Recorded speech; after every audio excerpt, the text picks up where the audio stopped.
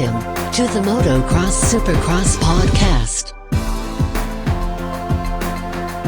Coming at you, episode 52. We are breaking down the 450s in Foxborough, Massachusetts, Boston, round 15. I'm Adam here with Claudio. What's up, Claudio?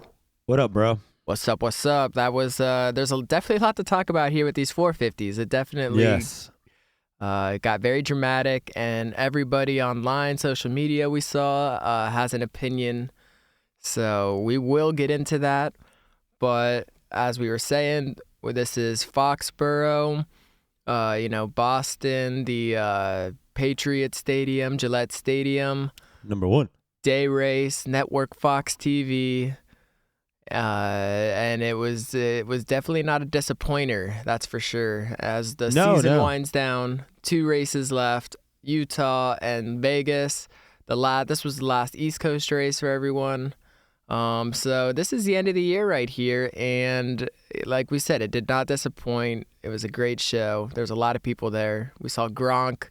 I still see Gronk on the on NFL. They're actually mad at him. They're like, "Yo, why are you? Just tell us if you're gonna play or not, and stop talking about dirt scooters and stuff." Hitting the ramps. Dude, I saw. And then there was a video, I think Barstool Sports posted on Instagram of him just dancing with his Monster hat on at some club or something, just going wild. Like he's the only one in there dancing. It's pretty good. Yeah, he had an interview with with Juliana.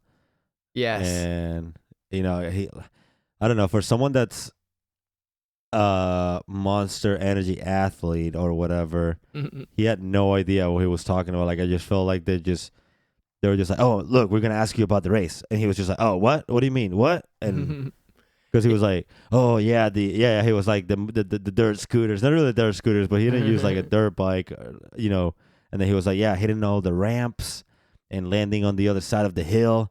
I'm like, "What? What do you what? What do you mean?" Yeah, he's just your typical like drive-by fan. Like they see they see it and they're just like, "Oh, sweet." But yeah, he said he used to have like 4-wheelers and stuff, which is cool. But the Supercross were looking for just anyone to be like, "Hey, like help us make this popular." I mean, it was cool. He was on that little pit bike and stuff. He did a couple laps, I guess. It's hilarious. They did like a little introduction, like, "Oh, number 87 on, whatever. He's the newest." Like Ricky Carmichael did it. It was kind of comical, I guess. But oh yeah, so funny. They had the press conference. Just him standing next to Carmichael is comical.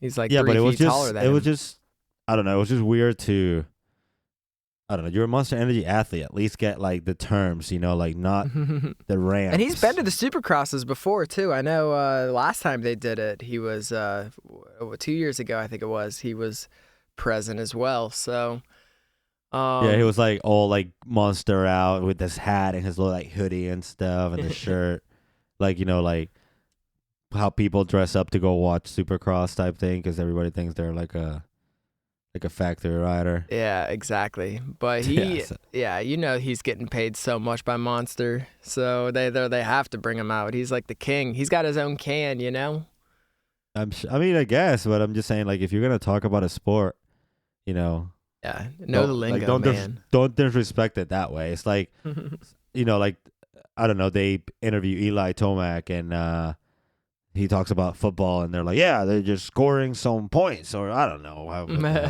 You know what I'm saying? Like, it will be like the same equivalent. Yeah, but enough about Gronkowski. Let's jump into this race, because we definitely have a lot to talk about. And it was an exciting race. It was a great weekend. I felt like the only thing that sucked was the dust in the track and the shadows. Well, yeah, and obviously, but that comes with the day race, But just the dust of the track was super dusty, making it loose, and it was pretty sketchy for some of the riders for sure. And it was cold too. Didn't affect us because we were just watching from TV, but the high was like 50 something. Yeah, I feel like it was exactly. It was pretty chilly, but no snow, so that was cool. And but yeah, let's jump into Heat 1, man. Because here real quick, for the lap times, Tomac had the fastest lap time with a 52.5, and then next was Marvin. Marvin had a 53.2. So even Tomac was like almost a whole second faster. So yeah, and then that's pretty fast. Pike was third, Bowers was fourth, Dean Anderson had that sixth fastest, Barsha and Brayton were seventh and eighth, Baggett and Craig were the top 10. So that's just how everyone kind of qualified top 10. We see Bowers really throwing it down, and Wilson and Pike, everyone was up there. But yeah, Tomac was definitely faster than Marvin all day. Anyone. Yeah. Yes. And so heat number 1, we Anderson had a clean hole shot, real clean. Oh, for sure. Yeah. He had a clean hole shot, and Malcolm Stewart was right behind him. Musquin, Brayton, and Craig and Bowers. Everyone was kind of up there, but someone we didn't see was Alex Ray. He DNS because he had that mechanical problem, some clutch problem, I think is what I saw. So that sucks for him, but anyways, Musquin was like putting down like one of the fastest laps of the race. He was hauling. He looked ballsy. Yeah, dude, we saw aggressive Musquin today, which we haven't really seen too much, but this year he's been a little bit more aggressive. Yeah, especially in this race though. He in this first heat he got really close. He's pretty much stayed with Anderson the whole time, even though Anderson got the hole shot and the clean track. He stayed with Anderson the whole time. They didn't finish but a second and a half, not even behind each other. So like not even a second. So that was a different type of Musquin.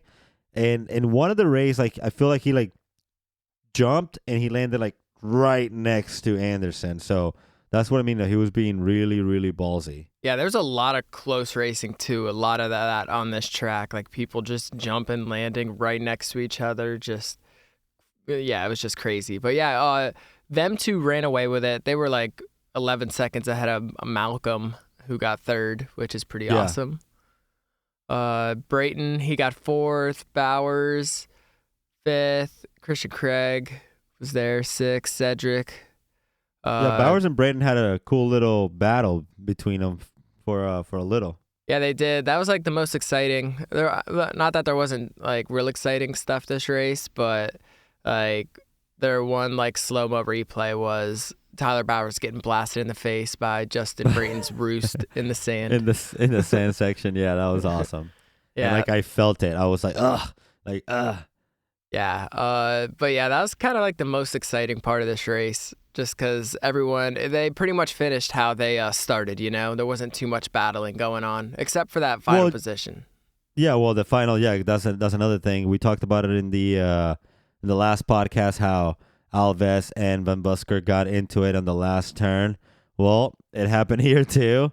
Dustin Pipes and Devin Raper, a rapper as we call him, Repair. They got into it all the way to that last turn, which was very dangerous, and it was meant to be a lot of taking outs. So he they didn't give up, and he just blasted at the end and got that inch on Pipes for the last spot. Good for him. Yeah, he like kind of jumped it, and I think that really helped him. Like he like landed like he almost cased the finish line jump. He like because everyone else who they didn't, who were just like kept rolling it whenever they would come up on it, they'd kind of roll it, but he was just like no, he like just jumped it. And just barely beat him out. So yeah, Pipes had to resort to the LCQ. Yep. And I think last podcast I talked about LeMay being hurt, but I should have mentioned that in this podcast because he's 450 I thought it was weird whenever you said it in the last podcast, but I just let you be, Yeah, I knew it happened, and then I just couldn't remember, but I was so confused because I didn't see his name on there, because I remember seeing his name clearly, and then I just said it. But yeah, I should have just waited. But yeah, so LeMay, video him crashing on our Instagram at MXSX Podcast. You can watch that. And yeah, that's Many definitely others. a 450s. But yeah, so that's Heat 1. Mm-hmm. We moved to Heat 2.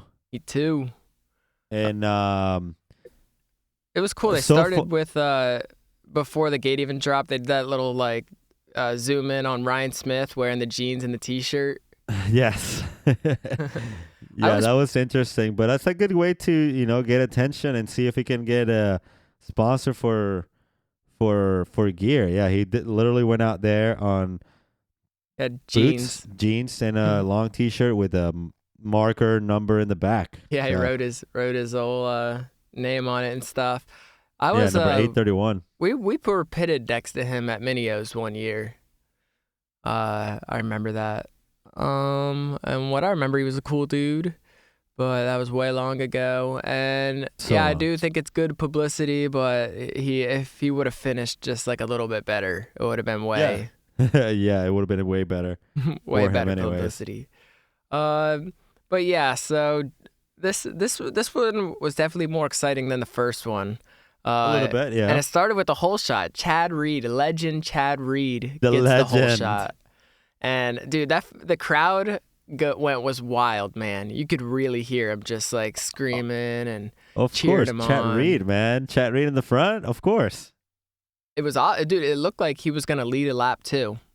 But speaking of Chad Reed, before we even moved on, okay. There's been okay. So I don't know if you know this. I don't think many people know this, but the Husqvarna that Chad Reed rides and the Husqvarna that like Dean Wilson or even Jason Anderson have, they're two different rides. Right. So yeah, I mean, not because of the fact that it's factory or not. It's just a newer version of they're pretty much riding a 2019 model. Who is Anderson? Anderson and them, they're riding the 2019 model, and Chad Reed stuck on the old model. Yeah, they've been riding since A1, since the first race. So it looks like Chad finally got his hands in the new Husky, and he might be rocking the new bike. That's probably why he looked way better out there. Oh, he was on it this weekend. I want to say yes. Nice. But I don't wanna. The article that I'm seeing is from like 5 days ago. So he might have been on the new bike this weekend for sure. Well, that happened. I mean, it definitely showed. He got that whole shot, like we said. Yeah. If the goose put it together, because I guess in the Chat Reed's Instagram you can see, a bunch of his stuff. He's usually pretty good about posting and keeping everyone up to date. But nice. he mentions Gosler, which is his mechanic, and it says, "So I'm glad you didn't build after last weekend. Got you a new bike on the way. Needs a little work." And then he just it's just a picture of completely the stock frame motorcycle, the frame, and like it's just literally the frame and the triple clams and stuff like that. It says 0 hours on it. Nice. So, nice. Well, hey, nothing runs like a new bike, Oh, for sure, man. Like just something about it. They call always it rip. New generation Husqvarna. The new gen. All right. Yeah. I can dig it. Right. I could dig it. Yeah. So, anyways, Chad Reed was just, he was killing it. Everyone's going crazy. And then he's about to lead an entire lap, comes right up to the finish line, and then he gets sandwiched like in that corner. Yeah, he got a Barsha little was on the Baggett inside. Barsha sandwich. Yeah, Barsha was on the inside, Bag was on the outside. They both passed him, sandwiched him right at the same time. It was like a dirty trick, or it was like a prank they're playing on. Like, where's Ashton Kutcher? Come out. Yeah, exactly. Because it was just funny that both passed him right at the same time, sandwiched him. He goes from first to third right before he's about to lead that lap, and Baggett ended up crossing that finish line first, but then right after that finish line, like in that turn before the straightaway, Barsha passed him. So, and then Barsha pretty much just ran away with it after that. Yeah, Barsha was all out, man. doing a block pass on Tomac and yeah, exactly. Yeah, Tomac. We haven't even mentioned him because he just had a terrible start. But yeah, he had a really bad start. He ended up coming back from I want to say 5th or 6th place. He was out back battling with like Pike and Baggett and all the way on his way up. Yeah, he did. He did come all the way back to. Freezy was also there. I want to say. Who? Freezy? Vince. Yeah, Vince Freezy. Yeah, Freezy. All right. So last year, Freezy was like up front every race. Like he would get these awesome starts, and he would just like. I feel like he led a bunch of laps last year, and this year he's like. It's kind of been the same. This was probably his best start, like this race. Whenever we talk a little bit more about the main and stuff, but he definitely, I feel like he did better last year than he's doing this year, for sure. So maybe he can step it up for these last couple, rounds. But we'll have to wait and see on that. But I just thought that was worth mentioning. He kind of degressed compared to last year. Yeah. There's got to be something else, more than, maybe he's going through something. We don't really know, I guess. But even Brayton started off like way better this year, and it seems like he's starting to fade a little bit too towards the end. Well, this is they've been saying this is probably his best year so far as a professional, motocross rider. Yeah, but I'm saying he was like top 3, and now he's like top 10. Yeah. Like, it definitely shifted there. Yeah. Yeah. After But someone Daytona, he was just like someone that kept going up. It was Tomac. Like, he came from behind. He wasn't up front, but he looked really, really good. He put a really nice pass on Baggett, and I felt like Baggett heard him coming because, he passed him on that turn right after the whoops, right? Yeah. Yeah, right and there. They go left. On the finish. And then you can just see Baggett. He hurt. I want to say he hurt Tomac because he moved that foot real quick. He just, as soon as you see Tomac come by, he moved that foot so quick, man. It was, so I bet you it's kind of scary for him. Oh, I bet. Dude, Tomac was hauling, and he just had he passed him in the air. It looked like he was going like 20 miles an hour faster than Baggett. Like he just like flew past him in the air. I was like, it's also worth noting he was making clean passes on everyone. He was just straight up just beating everyone, like barely touching them. Totally agreed. 100. He was passing people left and right, no problem. But I felt like he had a rough night for sure. A lot of people picked on him that race. So, but yeah. So like you said, so Barsha ended up winning. Tomac got 2nd. Baggett got 3rd. Weston Pike got 4th. Chat Reed with a 5th place. Freezy with a 6th place, probably his best finish this year. Dean Wilson with the 7th. Henry Miller with an 8th. And Benny Bloss with the last spot in 9th place. Yeah. That puts our boy Ryan Smith we were just talking about, along with Paulie and Catanzaro, Cunningham, all these people, Tedder. They all go into the main, not the main, the LCQ. Go into the LCQ. So we knew the LCQ was going to be, pretty good. There's a lot of people in there. Catanzaro, he's kind of the hometown boy. We said he kind of was, but then kind of not. But then we said he kind of was, is from that like just area. So, he had a great start. I don't know. I think they gave him the whole shot. Yeah. Looks like he got credit with the whole shot, followed by like Tedder and Alex Ray, who had that engine problem, and Cunningham, who's made, I think, all the mains except 2.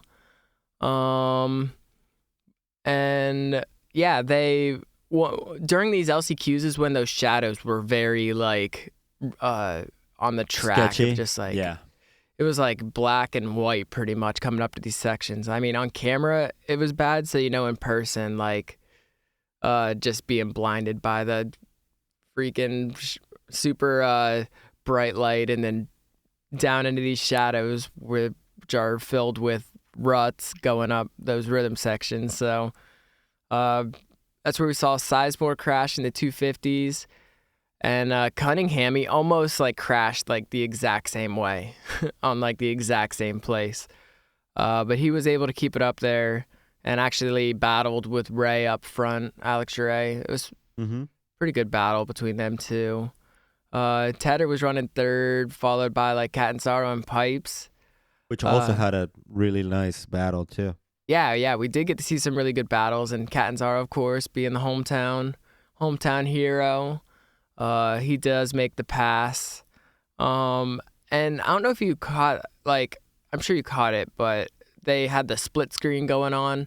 But on the bottom right screen, the little small one, Tedder, like, goes down after the triple in that sand section. And it was really hard to, I don't know if he got hit by Pipes, but his, like, reaction was, like, so, like, it was almost, like, delayed and, like, super, like, dramatic, I want to say.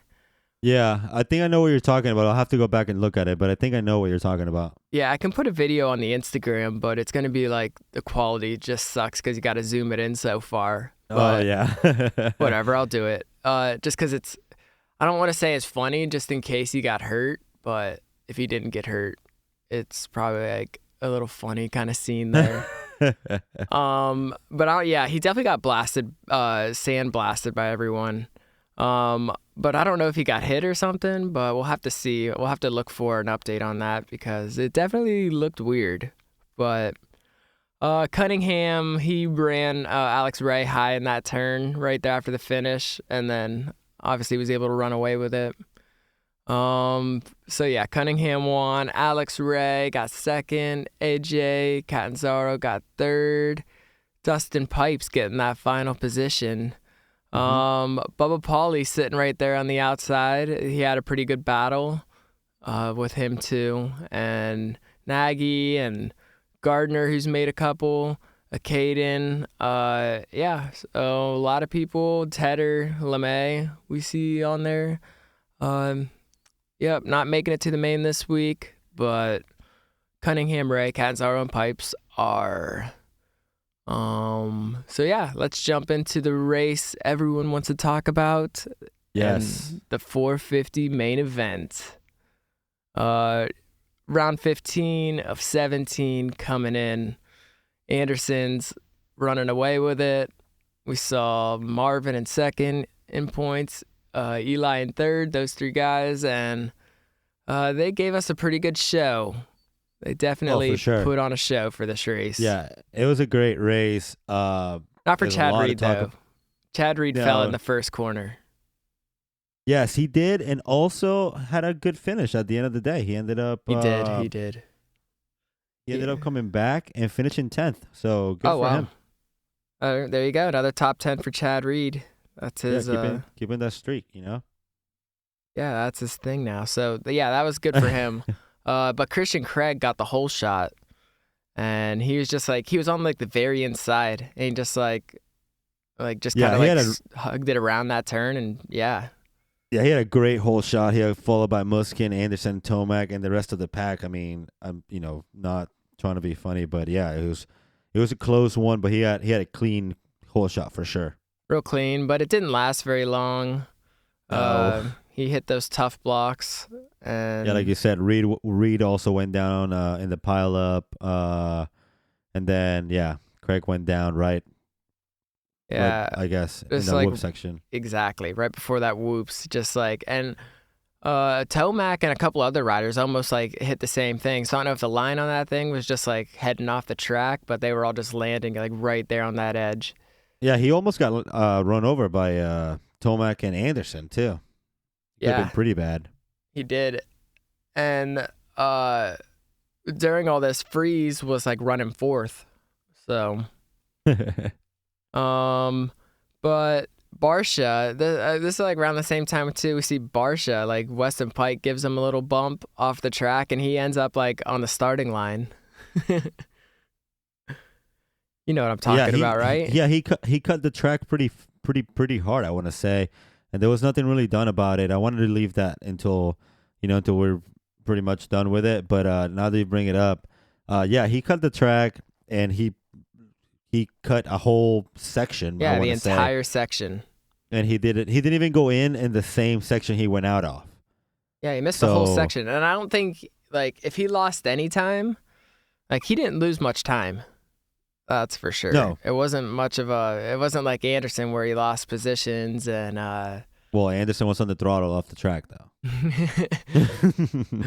He was on the starting line. He could have laid down a whole shot right there, but yeah, it was a little weird. And again, it goes to, I guess point of view of or opinion, I want to say, on what's really not fair or unfair. So I was also definitely surprised that he was not penalized, even one position or something, because it just looks so bad. And then after seeing what they did to Jason, it's like they're just not being consistent. Not that I agree with any of it, but I mean the consistency. If you're going to penalize not only what they did to one Jason, rider, it's what they did to Jason for doing the right thing. Yeah, and so Craig went down, almost gets landed on by Tomac and Anderson. Like you said, Barsha cut the track. Baggett and Freezy had they were putting a good show too. They had a nice little battle going, like you said. He started off good. Freeze, he was running fourth, and then everyone just started passing him. Yeah, he just started fading out. Even Reed passed him. He put a great pass on him. Yeah, he ended up finishing 12th. So that's what I'm saying. He runs good at first, and then I don't know what happened, but I had 2 weeks left. You can still, turn it around, prove your skills, which we all know he has. Yeah. After that, Cunningham went down in the sand section. Oh yeah, he cased that triple too. Yes, he went down, and he went down pretty hard. Musquin got really lucky there, not to land on him, and then here it comes. That's what I'm saying. This was about the time when Tomac was catching Marvin, and he just looked like whenever they showed Tomac, he wasn't catching. He wasn't catching Marvin. He caught Marvin and passed him. Yeah, he passed him clean, but I'm saying before that even happened, I knew he was going to win that race. I was like, oh yeah, he's for sure going to catch him. He's for sure going to win. Well, he put a great. He was, he let him go. He went, Marvin went by the lappers. He caught him back, let him go again, caught him back. So it was definitely clear that Tomac was way faster than Musquin. He passed him.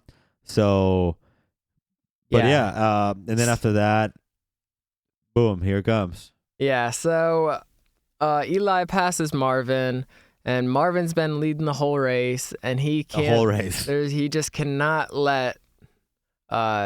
He just can't let Tomac beat him. This was his race. He's been winning it, so he kind of takes a cheap shot at him. Takes the inside, Tomac's already completed the corner. He's moving forward the next section, and Marvin really went in there and took him out actually, right there on the throttle side. And then his bike gets hung up on Marvin's back tire a little bit. Marvin has to stop. Bike falls off. He goes off. Wins the race. Good thing they had all that advantage on. Oh yeah, they were 30 seconds up on third Anderson. place. Yeah, they were 30 seconds from Jason Anderson, and that's a good thing because it took Eli. He didn't get up right away. He got up. He kind of pouted, gave a little thumbs up to Marvin, and actually, whenever he pulled his bike up, Barsha actually hit his bike and it fell down again. Yes, yeah. But yeah, he does get it up eventually and finishes the race. He gets second. Anderson gets third. The crowd is booing the hell out of Marvin. The crowd was so and why angry. they're booing him? Because he's dirty, man. I feel like this is the second time in a row, like the second year in a row, second day race in a row, then Musquin shits on Eli Tomac. Last year he did it in New York. As if you guys listen, I've been listening to us. It's a race that I went to. I saw everything happen, and it was just like he just literally stopped and fell over, and then got in front of Eli, so Dungey can win the championship. He even mentioned something on the press conference about it after the race, and he it's just dirty. That's just dirty riding. That was not a clean pass, and he wanted to say how like Eli was making a new line on that last turn. It doesn't matter. You jumped into him. He if you look at the video, he definitely just jumped right into him. So I think I have the clip here from the press conference of Marvin saying that. Yeah, well, we got into a contact, and obviously his bike fell into my bike, and I'm pretty sure his handlebar got in my rear wheel. That's why it damaged all that. I don't think it was from the impact that it destroyed the grip, but yeah, definitely, his bike fell into me, and I thought I was gonna get stuck too, but I think we've seen worse, and Shut up. stuff like that. Last year, Vegas, for example, at the final round. Yeah, you can fix a race at New York 2 weeks before that. Boom. And not have anything happen, and then we'll get a $5,000 penalty, and that's like a drop in the bucket for the 450 class. So why not just keep blasting people? Yeah, I know. I'm pretty sure we can talk about stuff like points, not a freaking $5,000 fine. Yeah. No, I know we could talk about stuff like that for a long time. But including myself and Marv. Oh, it's definitely heated. Josh Grant was right there in Vegas, trying to help you. It's not like, what I'm saying. We could talk about stuff like that, a long time. So things like that happen, Oh, so that was like, what did he say? He didn't even say anything. He's just like, yeah, we can just, we can, yeah. Yeah, well, he's like, you did it with Josh Grant, pretty much. So it was definitely heated right there in the press conference. Oh, for sure. I'm surprised he didn't just like wham right in the kisser. Exactly. Here, I want to play the second clip too, because this is where Eli goes on to say that there's a line and Marvin crossed it. I'm just listening to this over here. I'm chilling. That's Anderson. Yeah, it's Anderson. But it's like, where do you draw the line? Like for a super aggressive pass, but at the same time, like, there is a line. Like, that pass was over the line, But where do you draw that line? I don't know. I think you draw it with it's up to Gallagher, man. Gallagher's the decision maker on all that stuff. He makes great ones too. Oh, so Anderson coming in with jokes. So all this is happening. Marvin and Eli are sitting right next to each other, and Anderson's also right there, and he's just trying not to get in on this. And Marvin kind of calls him out for taking him out a couple weeks ago, and then Anderson, with all his problems with the AMA last week, he said that he totally just called him out. Gallagher. Oh, for sure. Gallagher is in charge of all this, and he makes great decisions. That's awesome. Well, Gallagher, where's the decision on Barsha? Because that's a little unfair. I had Barsha to win, so I'm not against Barsha, but it's just about fairness. Yeah, exactly. So. Same thing with the 250 heat where Alves and Van Buskirk. Is he gonna? Yeah, no say one's talking something? about that.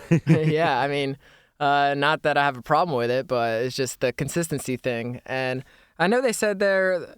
Tomac said something about a $5,000 fine. Is that what Musquin got? Did they already fine him? I will have to look into that. I want to say yes. I know he got fined something, but oh yeah, because I know we talked about Osborne and Savaji and how Osborne got. Yeah, I thought it was like a $3,500 fine from Vegas last year. So it's probably $5,000 for the 450 class. Yeah, that's kind of messed up. Because what if you had like a privateer rider like who does the same thing? Are they going to fine him $5,000 whenever? Yeah, exactly. Yeah, exactly. So yeah, what if instead, okay, you don't have Josh Graham, but you have, I don't know, Peter Parker, and he gets Spider-Man? paid. Yeah. He gets paid on the side by KTM people just to whenever you see us lapping you, all you have to do is make the main, and then when you see us lapping you, just get in the way. I don't know. It could happen. Yeah, that was the thing last year too with Reed. Whenever like he wouldn't let Dungey lap him like as fast as he could.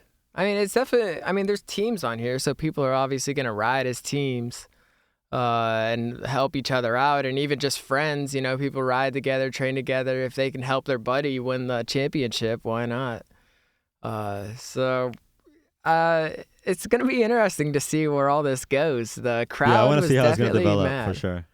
And I did see the funniest clip, the funniest picture on Instagram. It was the Talladega Nights on the top with Ricky Bobby and whatever the French guy's name is, Jean Girard. Don Gerard. And then right below it, it was Tomac and Musquin on the podium, just kind of having the same look. It was so perfect. And we've used that reference on here before too, the Talladega Nights thing. So yeah, it's happening. It's definitely happening right now. I am Formula 1. Yeah, I said I need to watch. I'm gonna watch that movie and then maybe. Say you love crepes. Just the first Say scene. a Pepe Le Pew. I mean, break a Pepe Le Pew. The scene where he's in, like, whenever he first like introduces himself and they're in the bar and he's like putting the jazz music on. Yeah. It's like, turn it off. Somebody turn it off. Great movie. Definitely gonna watch that. But for this podcast 450 recap, is there anything else that you want to add, Claudio? Yeah, man. We have a little injury update on Cooper Webb. Oh. Yeah, Cooper Webb, as we know, he was out in Minneapolis. He got landed on, and the only thing that we had on him was a leg injury or something. Yes, I'm about to read it right here. So he announced on Instagram that he sustained a fracture of the tibia on the round 14, which was Minneapolis. He was landed on in the rhythm section right off the start in the first main event of the Triple Crown, and so that's all we knew. And then we just have a little update on him. He did sustain a fracture in his tibia, but also in his fibula. So he's going to undergo surgery on Thursday, and there's no really a return date for him. Jeez. So, yeah, so hopefully, we'll see him in the motocross, but I doubt it. So I wonder it sounds like he's definitely going to miss a couple rounds, but I think he could be able to, race the later half of that season, maybe. Yeah, maybe the last couple of races, but I just feel like a leg injury it's pretty gnarly, to have. So indeed it is. So yeah, and then the other thing that I wanted to point in here was the points standing. We have Anderson with 332 points, Marvin Musquin with 298 points, and Eli Tomac with 269 points. In fourth place, we have Brayton with 247, Baggett with 243. That should be our next head to head. Who's gonna Brayton and Baggett. Yeah, Brayton Baggett. All right. Well, we'll see what happens in Utah this week. Yeah, maybe Pike, who's sitting in sixth with 219th points. But yeah, definitely those two. Baggett still have a chance to get out to fourth place, so should be interesting. It is very interesting. Well, that's going to do it for this episode of the Motocross Supercross podcast. Thanks, everyone, for tuning in. Follow us on Instagram at MXSX Podcast. And we'll talk to you later. Peace. Bye.